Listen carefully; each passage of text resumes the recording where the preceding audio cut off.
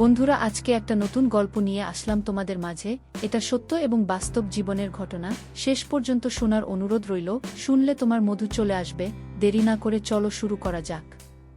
আমি যখন ঘুমের মধ্যে আধঘুম অবস্থায় শুয়েছিলাম, তখন হঠাৎ করে লক্ষ্য করলাম কেউ যেন আমার সাথে খারাপ কিছু করার চেষ্টা করছে। তারপরেও আমি ঘুমের ভান করে পড়ে রইলাম। মনে মনে ভাবতে লাগলাম, দেখি লোকটি আমার সাথে কি করে। একটু পরেই আমি লক্ষ্য করলাম যে লোকটি আমার সবকিছু তুলে নেওয়ার চেষ্টা করছে।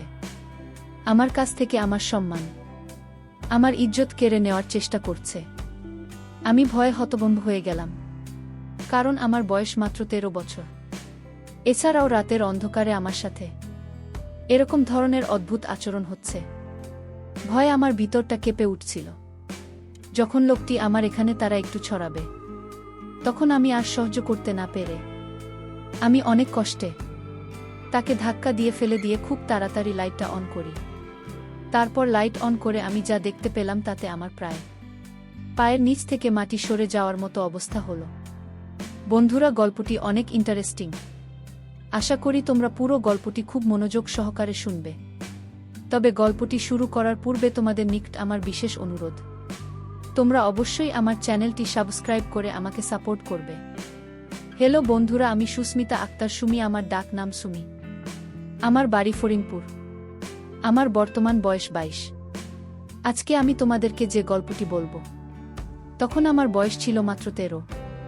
ঘটনাটি হয়েছিল বন্ধুরা আমার আপন মামার সাথে, যেখানে আমার মামাই আমার জীবনের সর্বপ্রথম এত বড় সর্বনাশ করেছিল। আমার মামার বাড়ি আমাদের বাড়ি থেকে প্রায় 10 কিলোমিটার দূরে ছিল। গত গ্রীষ্মের ছুটিতে আমি আমার মামার বাড়িতে বেড়াতে গিয়েছিলাম 15 দিনের জন্য। গ্রীষ্মের ছুটি পেয়েছিলাম। খুব মজা করার উদ্দেশ্যে আমি আমার মামার বাড়িতে গিয়েছিলাম। খুব আনন্দ হবে সেখানে, মনে মনে খুব উল্লসিত ছিলাম। আর তাছাড়াও আগেও আমি মামার বাড়িতে যেতাম এবং আমরা মামা মামি আমি এবং আরও অন্যরা সবাই মিলে খুব আনন্দ করতাম। খুব মজা হতো সেখানে। যাই হোক, প্রথম দিন মামার বাড়িতে খুব আনন্দ উল্লাস করে আমি যখন রাতে শুতে যাব, ঠিক সেই মুহূর্তে মামা আমাকে ডাক দিয়ে বলল, মৌসুমী, তোর মা আমি অসুস্থ। কি জানি হয়েছে, সকাল থেকে মাথা নাকি প্রচণ্ড ব্যথা করছে, বিছানা থেকে উঠতে পারছে না। আর মৌসুমী, এদিকে সারাদিন আমি কাজ করে এসেছি, আমার শরীরটা ম্যাজ করছে। গত পরশু আমি কবিরাজের বাড়ি গিয়েছিলাম। কবিরাজ আমাকে এই তেলটা দিয়ে বলল যে প্রতিদিন রাতে ঘুমানোর আগে এই তেলটা দিয়ে ঘুমাবেন। তবে তেলটি যাকে দিয়ে দেবেন তাকে বলবেন অবশ্যই তেলটি যেন প্রথম এসে নাক দিয়ে শুকে নেই। তারপর সে আপনার এখানে তেলটি দিয়ে যাতে খুব ভালোভাবে মালিশ করে দেন। মৌসুমী, গতকালকে আমি তোমার মামিকে দিয়ে এইভাবে তেলটা মালিশ করে নিয়েছিলাম, কিন্তু আজকে তো আর পারতেছি না। আজকে তোমার মা আমি খুবই অসুস্থ। এখন তুমি যদি কিছু মনে না করো, তাহলে দয়া করে আমার এখানে তেলটি দিয়ে একটু মালিশ করে দাও। পিছন দিকে তো আর আমি একা একা মালিশ করতে পারি না, তাই তোমার হেল্পও আমার খুবই প্রয়োজন। মামার মুখ থেকে এরকম ধরনের করুণ কথা শুনে আমি মামার এখানে এই তেল দিয়ে মালিশ করতে রাজি হয়ে গেলাম। কোনো দ্বিধা করলাম না, কারণ সে তো আমার আপন মামা। তারপর আমি মালিশ শুরু করতে যাব। যখন মালিশ শুরু করতে যাব, তখন মা বলল, মৌসুমী, সর্বপ্রথম তুমি এই তেলটাকে আগে শুকে নাও। তারপর 1-2 মিনিট পর কবিরাজ মশাই বলেছেন আমার শরীরে মালিশ করার জন্য। আমি মামার কথা অনুযায়ী তেল থাকে কিছুক্ষণ শুকলা। সুখের সাথে সাথে আমি অনুভব করলাম যেন আমার সমস্ত মাথা ঝাঁকি দিয়ে উঠেছে, সমস্ত শরীরটা ঝাঁকি দিয়েছে। কেমন জানি একটা ঝাঝালো ভাব আমার কাছে লাগল। তাতে আমি কিছু মনে করলাম না। আমি ভাবলাম হয়তো এটা এই তেলের একটা অন্যরকম পাওয়ার। তারপর আমি তেলটাকে আমার ডান হাতে নিলাম। তারপর মামার পিছনের দিক থেকে যে জায়গায় ব্যথা অনুভব করে সে জায়গায় দিতে শুরু করলাম। মামা খুব আরাম পাচ্ছিল মনে হচ্ছে আর বলছিল, মৌসুমী, তুই তো খুব ভালো করে মালিশ করতে পারিস। এত সুন্দর মালিশ তুই শিখেছিস কোথা থেকে? আমি বললাম, মামা। আমার বাবারও এরকম ধরনের ব্যথা করত। ছোটবেলায় আমি বাবাকে এভাবে মালিশ করে দিতাম আর বাবাও খুব আরাম পেতে। বাবার কাছ থেকে মূলত এরকম সুন্দর করে মালিশ দেওয়া শিখেছি। মামা আমার কথা শুনে মুচকি হাসি দিল আর বল, তাই? আচ্ছা ঠিক আছে মা, তাহলে আমাকে একটু ভালো করে মালিশ দাও, আমি তোমার মালিশ পেয়ে খুব আরাম পাচ্ছি। একেবারে চোখে ঘুম চলে আসছে মামার মুখ থেকে এরকম ধরনের প্রশংসা শুনে। আমি খুব আনন্দ পেয়েছিলাম আর মামার এখানে মালিশ দেওয়ার জন্য খুব আগ্রহী হয়ে যাচ্ছিলাম, কারণ মামা আমার খুব প্রশংসা করছিল। বন্ধুরা, তোমাদেরকে একটি কথা বলে রাখি, মেয়েদেরকে কোনো কাজে যদি প্রশংসা করা হয় তাহলে সেই কাজে কিন্তু মেয়েদের আগ্রহ অনেকটা বেড়ে যায়। আমার অবস্থাও ঠিক সেরকমই হয়েছিল। মামার মুখ থেকে প্রশংসা আরও বেশি পাওয়ার জন্য মা আমাকে খুব ভালোভাবে মালিশ দিতে শুরু করলাম। এভাবে আমাকে প্রায় 10-15 মিনিট মালিশ দেওয়ার পর আমার কেমন জানি লাগছিল, মাথাটা কেমন জানি আমার হঠাৎ করে ঘুরে যাচ্ছিল।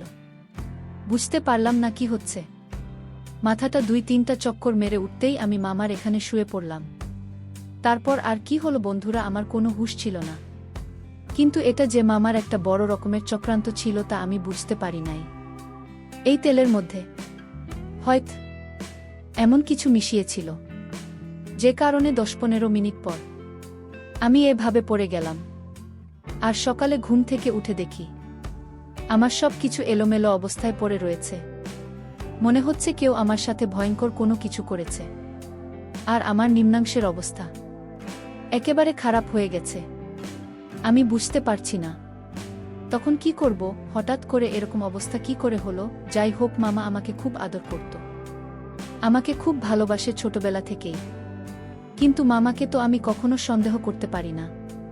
সে তো আমার বাবার সমতুল্য। আমার বাবার চাইতেও আমার মামা আমাকে অনেক বেশি আদর করতে। আর সবচেয়ে বড় কথা হলো, আমি যখন মামাকে তেল দিতে গিয়েছিলাম, অর্থাৎ মালিশ করতে গিয়েছিলাম, তখন আমার মনে হচ্ছিল আমি মামাকে মালিশ দিচ্ছি। কিন্তু সকালে ঘুম থেকে উঠে দেখি আমি আমার রুমে শুয়ে আছি, কিন্তু মামা মামার রুমে শুয়ে আছে। সকালে ঘুম থেকে উঠে আমি সঠিকটা আন্দাজ করতে পারছিলাম না, মনে করতে পারছিলাম না রাতে ঘুমানোর পূর্বে আমার সাথে কি হয়েছিল, আমি সেটা ভুলে গিয়েছিলাম। আর তাছাড়া ও আমার বয়স ছিল খুবই কম, মাত্র 13 বছরের মাথায় আমার এত কিছু বোঝার ক্ষমতাও ছিল না। আমার মামার বাড়িতে আমি প্রায় 15 দিন থেকেছিলাম। 15 দিনের মধ্যে আমার সাথে 15 দিনই এরকম ধরনের অনাকাঙ্ক্ষিত ঘটনা ঘটেছে, যা আমি কখনো কল্পনাও করতে পারি নাই। প্রথম দিন তো আমি ভেবেছিলাম হয়তো আমি সেটা কোনো দুঃস্বপ্ন দেখেছি, বা রাতের বেলায় আমার স্বপ্নে কিছু হয়েছে, যে কারণেই আমার এই অবস্থা হয়েছে। কিন্তু দ্বিতীয় দিনেও আমি দেখলাম আমার একই অবস্থা। আর মা আমি আস্তে আস্তে তার শরীর আরও অসুস্থ হয়ে পড়ল। কিন্তু প্রতিদিনই মামা আমাকে দিয়ে এভাবে প্রথমে মালিশ করানোর নামে এই তেল তাকে শুকাতে, তারপর কিছুক্ষণ পরে আমি হুঁশ হারিয়ে ফেলতাম আর কিছুই বুঝতে পারতাম না। তারপর আমার সাথে অদ্ভুত ধরনের কিছু হতো।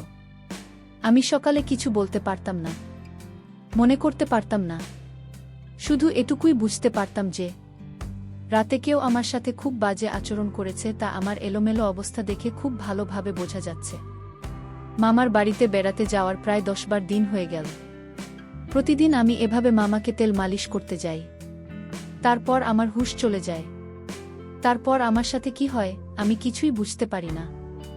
বিষয়টা নিয়ে আমি খুব চিন্তায় পড়ে গেলাম, কি করা যায়। আর তখন তো আমি খুব ছোট ছিলাম। সকালে প্রতিদিন ঘুম থেকে উঠে দেখি আমার অবস্থা একেবারে খারাপ। আমার সব কিছু এলোমেলো হয়ে আছে।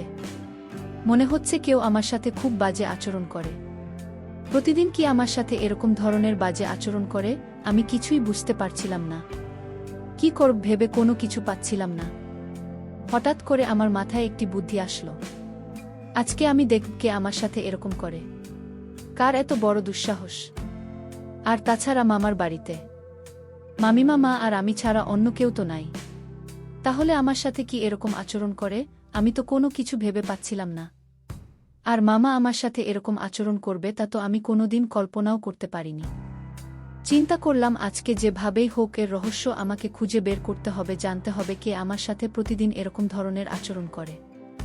পরের দিন রাতের বেলায় মামা যখন আমাকে ডাকল তার এখানে তেল দিয়ে মালিশ দিয়ে দেওয়ার জন্য, তারপর মামা যখন বলল তেলটা আগে শুকে নিতাম, আমি একটা টেকনিক কাটিয়ে আমার নাকের ভেতরে তোলা ফিটিং করে দিলাম।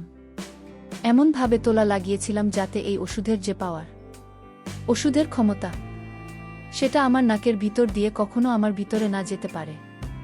আর যদি না যেতে পারে তাহলে আমি আর অজ্ঞান হব না, তাহলে আমি বুঝতে পারব প্রতিদিন কি আমার সাথে এরকম ধরনের নোংরামি আর বাজে আচরণে মেতে ওঠে। মনের মধ্যে কিছুটা ক্রোধ, কে আমার অগোচরে সে আমার এত বড় সর্বনাশ করছে। পরিকল্পনা অনুযায়ী আমি আমার কাজ করতে লাগলাম। কিন্তু সে দিন যখন মামার এখানে তেল দিয়ে মালিশ করতে যায় তখন আর আমি অজ্ঞান হইনি, কারণ এই তেলের মধ্যে যে প্রয়োজনটা ছিল সেটা আমার এখানে ইফেক্ট করতে পারে নাই। তারপরেও আমি পূর্বের মতো ভান ধরে পড়ে রইলাম। কিছুক্ষণ পর দেখলাম মামা আমাকে শুইয়ে আস্তে আস্তে তার রুমে চলে গেল। আমি অবাক হতে লাগলাম যে মামা তো আমার এখান থেকে আমাকে সুন্দর করে শুইয়ে তারপর চলে গেল, তাহলে সকালে ঘুম থেকে উঠে আমার এরকম অবস্থা হয় কেন? ভাবলাম আজকে সারা রাত সজাগ থাক, দেখব আমার সাথে কি হয়। চিন্তা করতে করতে কোনো ঘুম আসছিল না, মনের মধ্যে শুধু একটাই চিন্তা, আমার সাথে কি হয় তাহলে? মামা তো আমাকে কিছু করল না, তাহলে কি আমার সাথে এরকম করে? এসব ভাবতে ভাবতে ঘণ্টাখানেক পরেই দেখলাম আস্তে আস্তে কি যেন দরজা খুলে আমার কাছে আসো, আমার পাশে দাঁড়িয়ে আমার মুখের দিকে তাকিয়ে আমাকে 3টা ফু দিল। তারপরেও আমি ঘুমের ভান করে পড়ে রইলাম, মনে মনে ভাবতে লাগলাম। দেখি লোকটি আমার সাথে কি করে। একটু পরেই আমি লক্ষ্য করলাম যে লোকটি আমার সবকিছু তুলে নেওয়ার চেষ্টা করছে, আমার কাছ থেকে আমার সম্মান, আমার ইজ্জত কেড়ে নেওয়ার চেষ্টা করছে। আমি ভয়ে হতভম্ব হয়ে গেলাম, কারণ আমার বয়স মাত্র 13 বছর। এছাড়াও রাতের অন্ধকারে আমার সাথে এরকম ধরনের অদ্ভুত আচরণ হচ্ছে। ভয়ে আমার ভিতরটা কেঁপে উঠছিল। যখন লোকটি আমার এখানে তারা একটু ছড়াবে তখন আমি আর সহ্য করতে না পেরে আমি অনেক কষ্টে তাকে ধাক্কা দিয়ে ফেলে দিয়ে খুব তাড়াতাড়ি লাইটটা অন করি। লাইটটা অন করার সাথে সাথে আমি যা দেখলাম তাতে আমার 2 চোখ মুছে গেল। অর্থাৎ আমার নিজের মামাই আমার সামনে মাথাটা নিচু করে দাঁড়িয়ে রইল। আমি রাগে ক্রোধে আমাকে খুব তিরস্কার করতে শুরু করলাম আর খুব দুঃখ প্রকাশ করলাম আর বলতে লাগলাম, মামা তুমি আমার আপন মায়ের ভাই, অথচ তুমি আমার সাথে এই কাজটি করবে, তা আমি কল্পনাই করতে পারি না। এই বলে আমি খুব কাঁদতে লাগলাম। তারপর মা মাথাটা নিচু করে আমার এখান থেকে চলে আসলো। সেদিন রাত পেরিয়ে সকাল হলে আমি আমার মামার এখানে গেলাম। মামা আমাকে দেখে খুব হাসি খুশি করছিল। মনে হচ্ছিল না যে সে রাতে আমার সাথে এরকম ধরনের একটা জঘন্য কাজ করে। তার এই আচরণ দেখে আমি অনেকটা হতবাক হয়ে যাই। ভাবলাম আমার মামা এত খারাপ, এত জঘন্য। আস্তে আস্তে আমার মনটা খারাপ হতে লাগল। এক পর্যায়ে আমি মামার সামনে কেঁদে দিলাম। আমার কান্না দেখে মামা খুব বিস্ময়ের সাথে আমাকে জিজ্ঞেস করল, মৌসুমী তোমার কি হয়েছে, তুমি কাঁদছ কেন? মামার এরকম আহ্লাদের কথা শুনে আমার কাছে আরও বিরক্তিকর লাগছে। এক পর্যায়ে আমি মামাকে বলতে বাধ্য হলাম যে মামা তোমার বাহিরে এক রূপ আর ভিতরে আরেক রূপ। তুমি আমার সাথে যা করেছ তা কোনোভাবে মেনে নেওয়া সম্ভব নয়। আমার কথা শুনে মামা খুব হতবাক হয়ে গেল আর বলল, মৌসুমী এসব তুমি কি বলছো? আমি তোমার সাথে কি করেছি? তুমি আমার মেয়ে, তুমি আমার সাথে এভাবে কথা বলছো কেন? তুমি আমার মেয়ের মতো, আমি তোমাকে মেয়ের চাইতে আরও বেশি দেখি। আর মৌসুমী আমার সাথে এভাবে কথা বলছো কেন? তখন আমি বললাম, মামা তুমি রাত্রে আমার সাথে জঘন্য আচরণ করো নাই, আমি যখন ঘুমিয়েছিলাম। মা বলল, কি বলছে আমার সুমি? আমি রাতে তোমার ঘরে যাব কেন? মামার কথা শুনে আমি আরও হতবাক হয়ে যাই। ভাবলাম কি হচ্ছে আমার সাথে? স্পষ্ট আমি যেখানে মামাকে দেখতে পেলাম সেখানে মামা এখন অস্বীকার যাচ্ছে। আজকে তাহলে পুরো বিষয়টি আমি ভালো করে দেখব, বরাবরের মতোই। যখন রাত হলো, তখন ঠিক যখন আমার সাথে সেই রকম ধরনের ঘটনা ঘটতে যাবে, এই মুহূর্তে আমি আমার রুম থেকে বেরিয়ে গেলাম, গিয়ে অন্য কোথাও লুকিয়ে রইলাম। কিছুক্ষণ পর লক্ষ্য করে দেখলাম আমার মামাই আমার রুমে ঢুকছে। আপনি খুব ভালো করে লক্ষ্য করে দেখলাম লোকটি যখন আমার রুমে গিয়ে প্রবেশ করল, তখন আমি খুব তাড়াহুড়া করে আমার রুমে চলে গেলাম। মামা রুমে চলে গিয়ে দেখি মামা তার রুমে ঘুমিয়ে রইল। তখন আমার মনের ভিতর অনেকটা ভয় কাজ করছিল। ভাবলাম আমাকে আমি নিজের চোখে দেখে আসলাম, তার রুমে ঘুমিয়ে রইল, তাহলে সেই লোকটিকে দেখতে তো হুবহু আমার মামার মতোই দেখা যায়। ঘটনাটি দেখে আমি খুব ভয় পেয়ে গেলাম। ভয় পেয়ে আমার মা আমাকে ঘুম থেকে গিয়ে ডেকে তুললাম, আর পুরো ঘটনাটি আমাকে বিস্তারিত বললাম। তারপর মা বল, মাসুমি, এই জন্য তুই আমার সাথে এরকম ধরনের আচরণ করতে, তাই না? আমি বললাম, জি মামা। মামা সম্পূর্ণ বিষয়টি বুঝতে পারল। বোঝার পর বলল, আগামীকালকে আমি তোমাকে কবিরাজ বাবার কাছে নিয়ে যাব। হয়তো তোমার সাথে কোনো অপশক্তি রাত্রে বসবাস করে, তোমার সাথে আমার রূপ ধরে জঘন্যতম কাজ করে, আর এই অপশক্তি তোমার ক্ষতি করার চেষ্টা করছে। পরের দিন সকালে মামা এক কবিরাজ বাবার কাছে আমাকে নিয়ে গেল। কবিরাজ বাবা মাকে খুব ভালো করে পরীক্ষা করে দেখল। তারপর আমার মা আমাকে বলল যে তোমার ভাগ্নের সাথে এক দুষ্টু জিন বসবাস করে এবং প্রতিদিন রাতে তার সাথে খুব বাজে আচরণ করে। আর সবচেয়ে মজার ব্যাপার হলো, তোমার ভাগ্নের সাথে এই ঘটনাটি ঘটায় তোমার রূপ ধরে। তারপর বাবার কথা শুনে আমি হতবাক হয়ে গেলাম। তারপর আমি বললাম, কবিরাজ বাবা, এখন করণীয় কি? তারপর কবিরাজ বাবা বলল, তুমি কোনো চিন্তা করো না, আমি 1 সপ্তাহ চিকিৎসা করে তাকে ভালো করে ফেলতে পারব। তুমি তোমার ভাগ্নিকে 1 সপ্তাহ নাগাদ ফজরের নামাজের পরপরই অন্ধকার থাকা অবস্থায় আমার কাছে নিয়ে আসবে। তারপর পুরোপুরি 1 সপ্তাহ চিকিৎসা করার পর আমার মধ্যে আর এরকম ধরনের কোনো লক্ষণ আমি দেখতে পাইনি। মনে হচ্ছিল যেন আমি পরিপূর্ণ সুস্থ হয়ে গিয়েছিলাম। কবিরাজ বাবা আমাকে একটি তাবিজ দিয়েছিল। তাবিজটি অনেক শক্তিশালী ছিল বটে। যতক্ষণ এই তাবিজ ছিল, ততক্ষণ আমার মধ্যে কোনো অপশক্তি আর কাজ করতে পারি নাই। বন্ধুরা, এখন আমি পুরোপুরি সুস্থ। তোমাদের দোয়ায় এখন আমি খুব ভালো আছি। পরিশেষে বন্ধুরা, আমি তোমাদেরকে বলবো, দুনিয়াতে হয়তো এরকম কিছু অদ্ভুত ব্যাপার আছে, যে ব্যাপারগুলো ডাক্তার বা অন্য কোনো চিকিৎসায় তাদের কিছুই করতে পারে না। এরা এক ধরনের অপশক্তি। হয়তো এটাও বিধাতার কোনো এক সৃষ্টি, যা কোনো না কোনো কারণে মানুষের ক্ষতি করার চেষ্টা করে। অনেক সময় আমরা হয়তো এসব বিষয়কে তুচ্ছতাচ্ছিল্য মনে করে এড়িয়ে চলি, কিন্তু বাস্তবতা যে কখন কার জীবনে কোনটা সত্য হয়ে দাঁড়ায় তা কখনো বোঝা যায় না। আমাদের প্রত্যেকটি মানুষেরই উচিত প্রত্যেকটি ছোটখাটো বিষয়ে সিরিয়াস ভেবে নেওয়া। তাহলে হয়তো আমাদের জীবনে এরকম ধরনের অপ্রত্যাশিত ঘটনা থেকে বেঁচে থাকা সম্ভব। বন্ধুরা, আজকে এই পর্যন্তই। আবারও আসব তোমাদের মধ্যে নতুন কোনো ভিডিও নিয়ে। ভিডিওটি যদি তোমাদের ভালো লাগে তাহলে একটি লাইক দাও। প্রতিদিন আমি তোমাদেরকে একটা করে নতুন গল্প উপহার দিব, তাই তোমাদেরকে অনুরোধ করে বলছি, তোমরা যদি এরকম ধরনের ইন্টারেস্টিং গল্প পেতে চাও, তাহলে দয়া করে আমার চ্যানেলটি সাবস্ক্রাইব করো। পরিশেষে তোমাদের সকলের সুস্বাস্থ্য কামনা করি। ভিডিওটি দেখার জন্য তোমাদের সকলকে অসংখ্য ধন্যবাদ।